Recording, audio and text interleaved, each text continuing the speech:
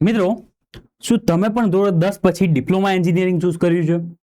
અને ડિપ્લોમા એન્જિનિયરિંગમાં આવ્યા પછી ઘણી બધી વસ્તુ એવી હોય છે કે કદાચ આપણને નથી ખ્યાલ આવતો અને એમાં કોઈ જ વાંધો નથી. હવે ધીરે ધીરે તમે કોલેજની અંદર જવાનું સ્ટાર્ટ કરી દીધું છે, તો કોલેજમાં ગયા પછી 1-2 મહિનાની અંદર જ ક્યાંક ને ક્યાંક ઇન્ટરનલ એક્ઝામ આવતી હોય છે, જેને આપણે કહેતા હોઈએ છીએ મિડ સેમિસ્ટર એક્ઝામ.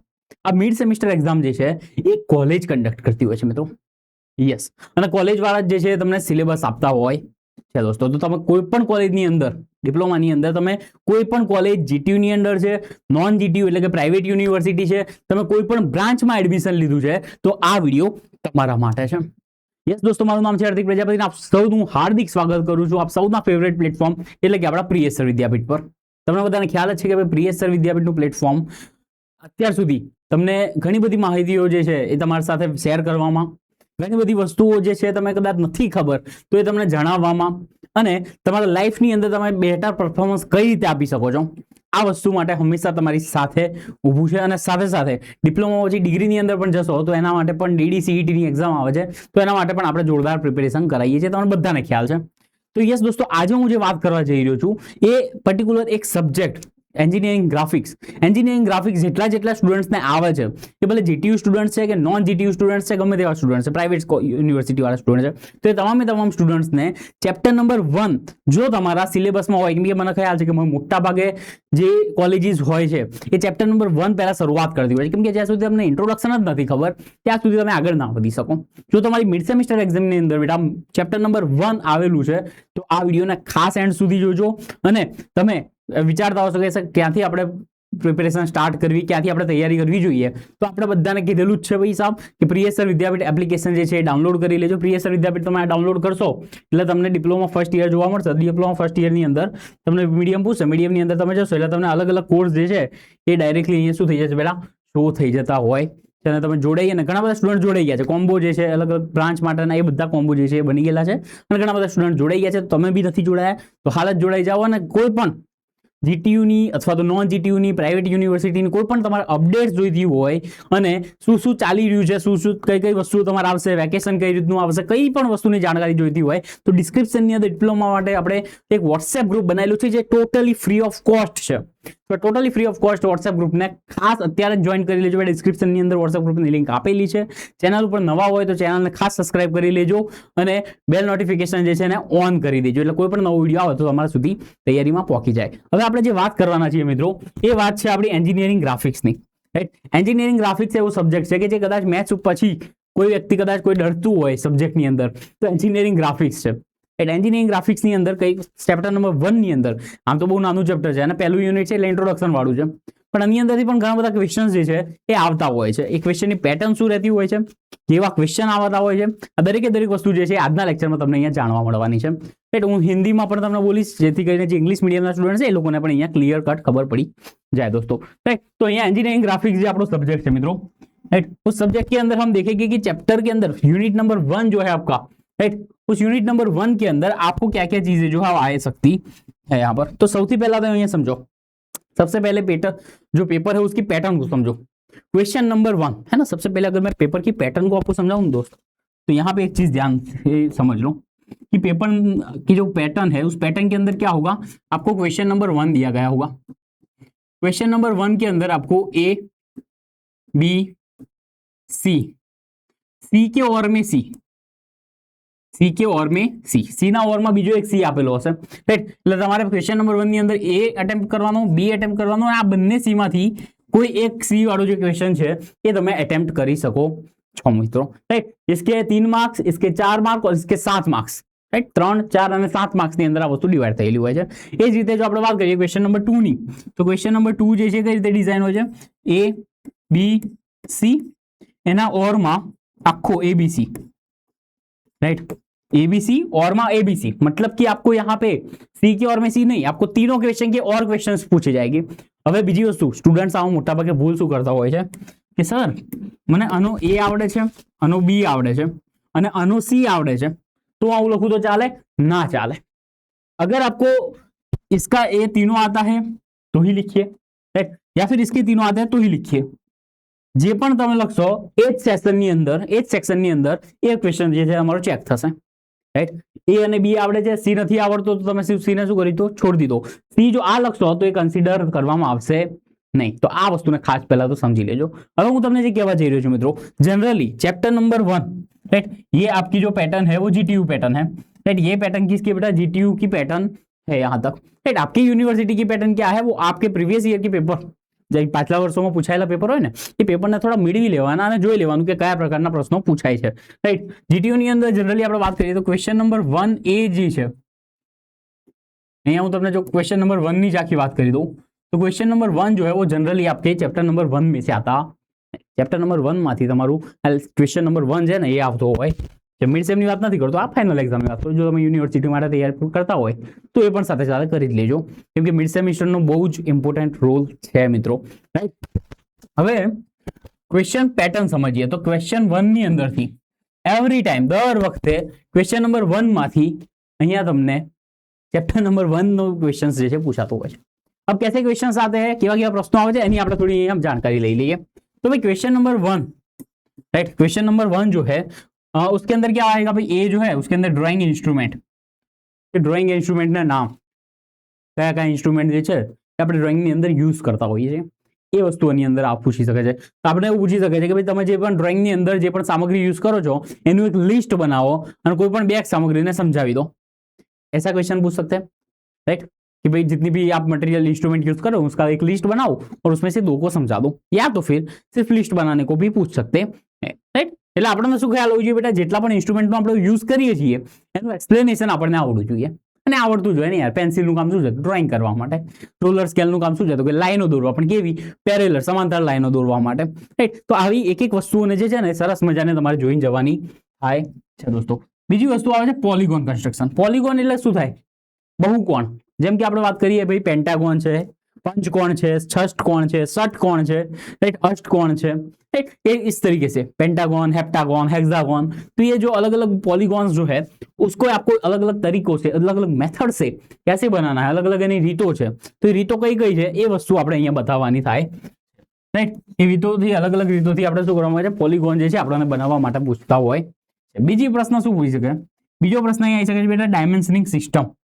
મેં તમને સમજાયેલું જ છે કોર્સની અંદર પણ, તમે જો બહુ સરસ સમજાયેલું છે કે ભાઈ ડાયમેન્શનિંગની સિસ્ટમ, આપણે જે માપ આપીએ છીએ ને માપ કઈ રીતે અપાય, માપ આપવાની જે મેથડ્સ છે એ અહીંયા તમને પૂછી શકાય છે. Dimensioning system, right.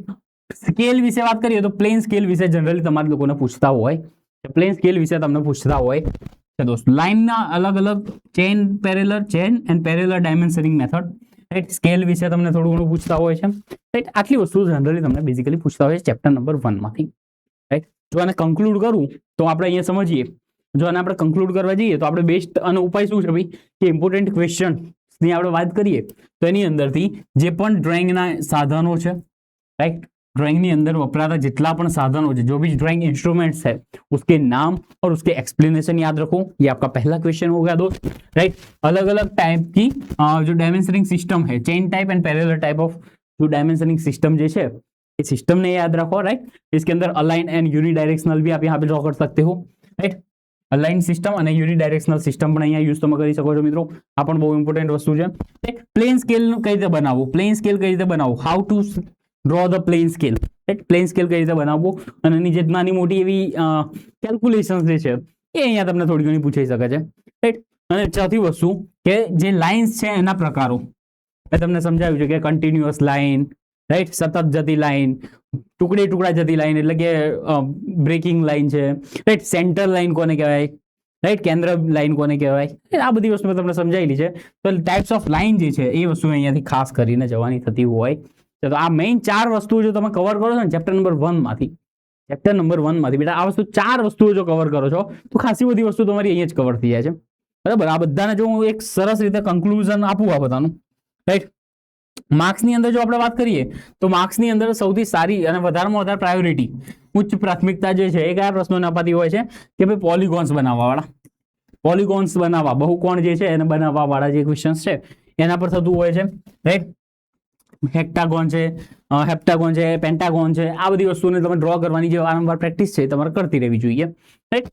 Medium priority વાળા કયા છે તો પ્લેન સ્કેલ બનાવવાવાળા, ચેન ડાયમેન્શન્સ છે, સ્કેલ પ્રોપોઝન્સ છે, રાઈટ. આવા બધા ક્વેશ્ચન જે છે ડાયમેન્શનિંગ સિસ્ટમ વાળા જે પ્રશ્ન છે એ મીડિયમ છે, એટલા બધા બહુ ઇમ્પોર્ટન્ટ બહુ છે, રાઈટ. તો આટલી વસ્તુ જે છે ને ખાસ યાદ રાખો. આ જે છે ને એકદમ ક્વિક રિકોલ વાળા છે કે તૈયારીમાં આપણને યાદ આવી જાય, કેમ કે યાર આપણે સીધી વસ્તુ છે, ડ્राइंग કર્યું એટલે બધા इंस्ट्रूमेंट यूज કર્યા જ હોય ना, हमने वो सारे के सारे इंस्ट्रूमेंट ज्वाइन किए ना, उसका यूज किया है हमने, तो ये सारी चीजें तो आपको आराम से आ जाएगी, राइट. तो अगर हम मैं इसको सब की सारी चीजों को अगर एक चीज में अगर हम कंक्लूड करें, अगर हम चैप्टर नंबर 1, अगर हम इस पूरे के पूरे चैप्टर नंबर 1 को यहाँ पे पूरा का पूरा कंक्लूड करने जाए दोस्त, राइट, तो यहाँ पर हम क्या लिख सकते हैं भाई साहब, यहाँ पे हम लिख सकते हैं આપણે અહીંયા શું લખી શકીએ છીએ ભાઈ સાહેબ કે પહેલું તમારું કે ડ્રોઈંગ ઇન્સ્ટ્રુમેન્ટ,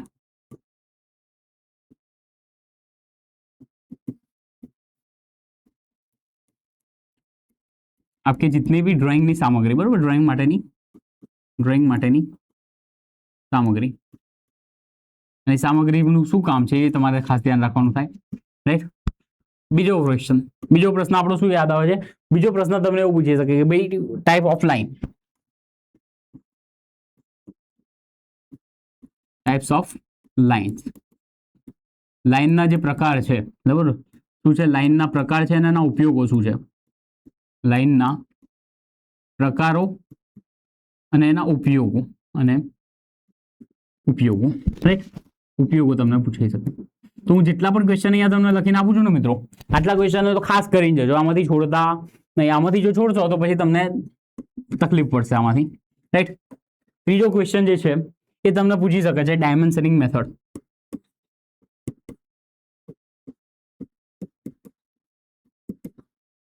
ડાયમેન્શનિંગ મેથડ. હવે ડાયમેન્શનિંગ મેથડ શું છે મિત્રો? ડાયમેન્શનિંગ મેથડ એટલે કે જે માપ આપવાની રીત, માપ લખવાની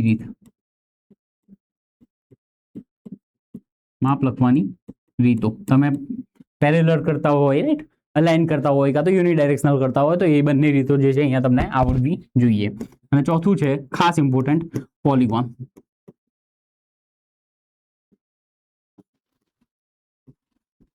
પોલિગોન્સ એટલે કે જે બહુકોણો છે, એટલે બહુકોણ જે છે એ બધા બહુકોણો જે છે એની અંદર બહુકોણોમાં પણ આપણે ખાસ કઈ વસ્તુ યાદ રાખવાની છે એ વસ્તુ યાદ રાખજો. इसमें भी जब आप पॉलीगॉन्स को ड्रॉ करें, पॉलीगॉन्स के अंदर भी पेंटागन, राइट, मैंने आपको अलग अलग मेथड समझाई है, राइट, मैंने आपको अलग अलग मेथड समझाई है, वो आपको खास याद रख के जाना है. 3 पॉइंट जो 3 सर्कल जो मेथड है, राइट, या यूनिवर्सल सर्कल है, राइट, यूनिवर्सल मेथड है, ये सारी की सारी चीजें जो है आपको याद रखनी है. हेक्सागोन, बराबर, आटली वस्तु खास તમારે યાદ રાખવાની. પેન્ટાગોન અને હેક્સાગોન જનરલી જે છે તમને પૂછાતા હોય છે દોસ્તો, રાઈટ. અલગ અલગ મેથડ થી તમે 3 સર્કલ મેથડ પણ કરી શકો છો, નોર્મલ સ્ટાન્ડર્ડ મેથડ પણ કરી શકો છો, અને યુનિવર્સલ મેથડ પણ જે છે તમે કરી શકો છો મિત્રો. તો આટલી વસ્તુ જે છે તમારે કરીને જવાની થતી હોય છે ચેપ્ટર નંબર 1 માંથી. ચેપ્ટર નંબર 1 માંથી તમારે આટલી વસ્તુ જે છે મિત્રો એ શું કરીને જવાની હોય છે, પ્રિફર કરીને જવાની હોતી હોય છે. આ વસ્તુ તમારા બુકમાં લખવું હોય તો ખાસ લખી લેજો, અને આ વસ્તુ ખાસ લખવી હોય તો લખી લેજો, પણ આટલી વસ્તુ તમારે ખાસ કરીને જવાની થાય છે દોસ્તો. આ વિડીયો જે છે એ તમારા તમામ મિત્રોને એવું મોકલી દો કે જેમ લોકો સેમિસ્ટર નંબર 1 ની અંદર એન્જિનિયરિંગ ગ્રાફિક્સમાં આ લોકો એક્ઝામ આપવા જઈ રહ્યા છે, મિડ સેમિસ્ટરની એક્ઝામ આપવા જઈ રહ્યા છે, અને ખાસ કોમેન્ટની અંદર બેટા લખી દેજો તમારી મિડ સેમિસ્ટર એક્ઝામની ડેટ કઈ છે, અને જો આવી છે તો ડેટ લખી દેજો, નથી આવી તો એવું લખી દેજો કે સર નથી આવેલી, રાઈટ. અને આ વિડીયોને તમારા દરેક મિત્રોને બેટા શેર કરી દેજો. આગળ પણ ભવિષ્યમાં પણ યુનિવર્સિટી એક્ઝામ હોય ને તો પણ આ જ આઈએમપી જે છે ચેપ્ટર નંબર 1 માટે ઇમ્પોર્ટન્ટ રહેતા હોય છે દોસ્તો. ઓકે, તો મળીએ છીએ નેક્સ્ટ લેક્ચરની અંદર. ત્યાં સુધી ભણતા રહેજો. મોટા ભાઈ તરીકે હું કહું છું કે ભણવાનું બેટા ચાલુ કરી દેજો, કેમ કે હવે ખરેખર જે છે ને લેટ થઈ રહ્યા છો, બરાબર. હું તમને ડે 1 થી લઈને જ્યારે તમે ડિપ્લોમા જોઈન કર્યું ને ત્યારથી લઈને અત્યાર સુધી હું તમને એવું કહેતો આવ્યો છું કે ભાઈ હું મોટા ભાઈ તરીકે અહીંયા ઊભો છું તમારો સાથ આપવા માટે, તમને એક સાચું ગાઈડન્સ આપવા માટે, તમારે આગળ કઈ કઈ વસ્તુ કરવી જોઈએ એ વસ્તુ કહેવા માટે. આ વિડીયો પર, રાઈટ, આ વિડીયો પર જો તમારો જોરદાર પ્રતિસાદ એટલો રહ્યો અને તમે સરસ મજાનું જો એવું અમને સપોર્ટ આપ્યો છે, તો આવા દરેક સબ્જેક્ટની અંદર દરેક ચેપ્ટર્સ માટે આપણે ફૂલ વિડીયોઝ જે છે બનાવતા રહીશું અને તમને સપોર્ટ કરતા રહીશું. અમારું મેઇન મોટિવેશન એ જ છે કે અમારે તમને સપોર્ટ કરવાનું છે, તમે ક્યાંક મિસગાઈડ ના થઈ જાઓ, તમે ક્યાંક ખોવાઈ ના જાઓ, એટલા માટે તમને હાથ પકડીને અત્યારે ચલાવવાનો અમારો એક પ્રયત્ન છે. તો ખાસ આ પ્રયત્નને સપોર્ટ કરજો, સાથ આપજો. વોટ્સએપ ગ્રુપની લિંક જે છે ડિસ્ક્રિપ્શનમાં છે, ફ્રી ઓફ કોસ્ટ છે, કોઈ જ તમારી પાસે પૈસો નથી લેવામાં આવતો, એનો ચાર્જ નથી. તો ખાસ એને જોઈન કરી લેજો મિત્રો. અને એની અંદર જેટલા પણ વિડીયોઝ આવે છે વિડીયોને ખાસ જોતા રહેજો. અને ચેનલ ઉપર નવા હોય તો ચેનલને ખાસ બેટા સબસ્ક્રાઇબ કરી લેજો. Take care, bye, Radhe Radhe. કોમેન્ટમાં જરૂર લખજો બેટા વિડીયો કેવો લાગ્યો, તમારી મિડસેમની ડેટ, અને ના આવી હોય તો નથી આવી એવું લખી દેજો. Take care, bye, Radhe Radhe.